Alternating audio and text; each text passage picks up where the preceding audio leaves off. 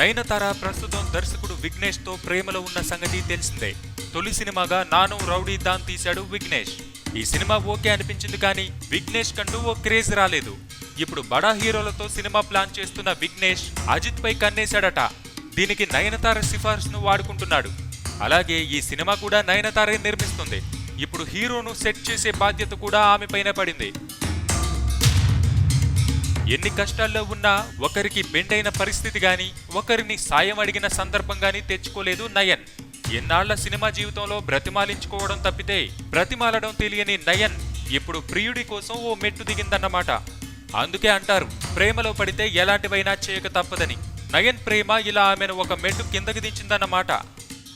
Subscribe చేయడం మర్చిపోకండి. వీలైతే లైక్, కుదిరితే కామెంట్ పెట్టండి. ఇలాంటి ఇంట్రెస్టింగ్ బ్రేకింగ్ బిగ్ న్యూస్ మాకు తెలిసిన వెంటనే మీకు తెలియజేస్తాం. మాతో టచ్ లో ఉండండి.